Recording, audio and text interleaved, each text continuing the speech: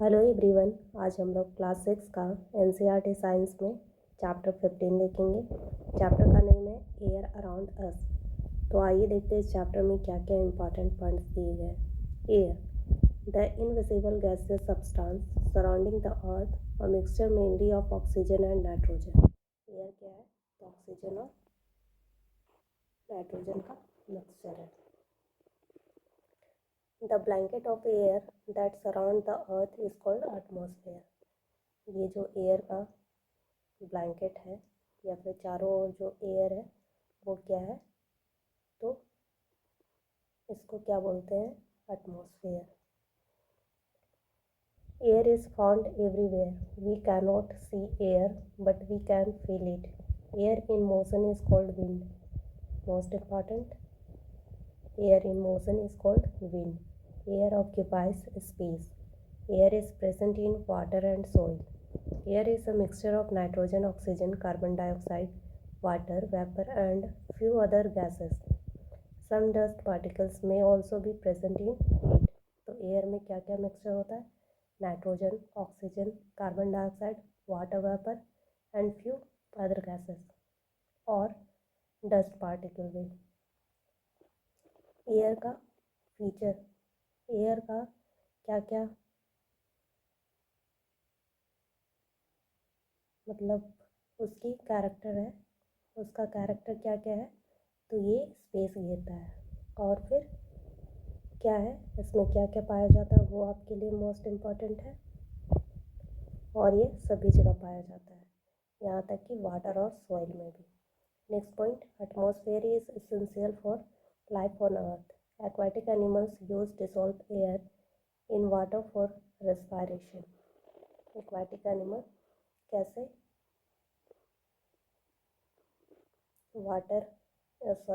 कैसे एयर प्राप्त करते हैं?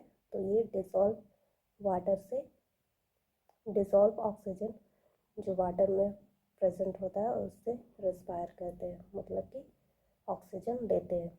Plants and animals depend on each other for exchange of oxygen and carbon dioxide from air. Plant और animal एक दूसरे पे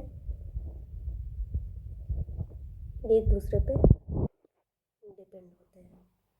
कैसे? तो ऑक्सीजन और कार्बन डाइऑक्साइड को एक्सचेंज करने में एक दूसरे का हेल्प करते हैं। जैसे एनिमल तो ऑक्सीजन प्रोड्यूस कर नहीं सकता है, प्लांट ऑक्सीजन प्रोड्यूस करते हैं और एनिमल कार्बन डाइऑक्साइड। एक दूसरे को जब एनिमल कार्बन डाइऑक्साइड प्रोड्यूस करते हैं तो उसको प्लांट अब्जॉर्ब करता है और अपना फूड का प्रोसेसिंग करता है इस प्रकार से। और जब प्लांट ऑक्सीजन प्रोड्यूस करते हैं तो एनिमल उसको ब्रीदिंग के थ्रू अपना एनर्जी प्रोड्यूस करते हैं। कंस्टिट्यूएंट ऑफ एयर, एयर का क्या क्या कंपोजिशन है सो देखते हैं आप। Nitrogen, plants need nitrogen to grow. Oxygen, used by all living things to respire and help to burn things. Oxygen का काम क्या है? तो रेस्पायरेशन में और किसी भी चीज़ को जलाने में। Carbon dioxide, plants and animals consume oxygen and produce carbon dioxide during respiration. It is used by green plants for photosynthesis. It is released on burning. तो carbon dioxide plants and animal consume करते हैं oxygen को और carbon dioxide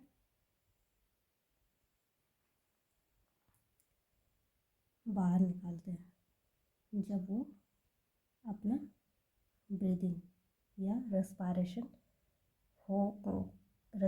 का process जब complete हो जाता है तो ये कार्बन डाइऑक्साइड रिलीज करते हैं एटमॉस्फेयर में। कार्बन डाइऑक्साइड पौधे क्यों ऑब्जॉर्व करते हैं? तो वो फोटोसिंथेसिस प्रोसेस को फोटोसिंथेसिस जो प्रोसेस है उसको कंप्लीट करने के लिए। फोटोसिंथेसिस के थ्रू ही प्लांट्स अपने फूड का प्रोसेसिंग करते हैं। Water vapour formed due to water vapor formed due to evaporation of water. Amount of water vapor present in the air is called humidity. Water vapour क्या है? तो ये evaporation, जलवाष्प, जब सूर्य के रोशनी से हीटिंग के थ्रू जब वाटर का वाष्पीकरण होता है तब जाकर वाटर वेपर बनता है। और जब आपका वाटर वेपर एटमॉस्फेयर में पाया जाता है तो ये जो वाटर वेपर आपका स्मूथ एटमॉस्फेयर में प्रेजेंट होता है तो उसको हम लोग क्या बोलते हैं? ह्यूमिडिटी। जितना अमाउंट आपका वाटर वेपर का, जितना अधिक अमाउंट वाटर वेपर का एटमॉस्फेयर में रहेगा, ह्यूमिडिटी उतनी ज़्यादा अधिक होगी। इसलिए आप देखते होंगे कि रेनी सीजन में आपका ह्यूमिडिटी बहुत अधिक होता है और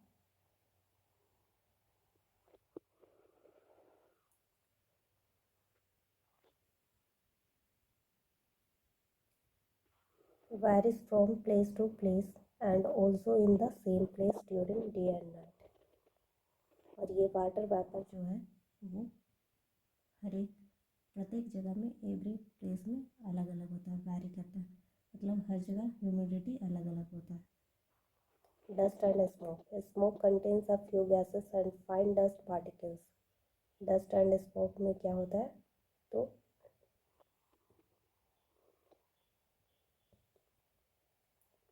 डस्ट और other gases. It is very harmful. Presence of dust particle in air varies from time to time and from place to place। ये डस्ट और स्मोक जो है वो अलग अलग जगह में अलग अलग क्वांटिटी में पाया जाता है, इसलिए और ये डस्ट और स्मोक जो है हार्मफुल है, फ्रूटफुल नहीं है, ये हार्मफुल है। नेक्स्ट है इम्पोर्टेंस ऑफ एयर। एयर का क्या इम्पोर्टेंस है वो देखते हैं। Air aids burning. Air is needed for breathing. Plants need air to make food. Birds fly in air. Aeroplanes also go up in the air because of air pressure. Moving air is called wind. The wind makes the windmill rotate। Air helps in quick evaporation of sweat that helps in keeping us cool। तो देखिए इस प्रकार से air का क्या क्या importance है। तो एयर बर्निंग में हेल्प करता है, आपका रेस्पिरेशन में हेल्प करता है, फिर फोटोसिंथेसिस, प्लांट को हेल्प करता है फोटोसिंथेसिस में, फिर बर्ड्स को फ्लाई करने में, एरोप्लेन्स को उड़ने में, फिर आपका विंड, जो मूविंग एयर है उसको विंड कहते हैं। और विंड मिल में जो उसका पंखा लगा होता है उसको रोटेट करने में, या फिर विंड मिल में जो भी उपकरण लगे होते हैं उसको रोटेट करने के लिए। फिर आपका एवापोरेशन के लिए आपका एयर इम्पोर्टेंट है। कीवर्ड्स देख लेते हैं। Atmosphere, carbon dioxide, composition of air, oxygen, nitrogen, smoke, wind, सारे दिए गए हैं, आप गो थ्रू कर लीजिए। समरी में क्या है? NCERT summary.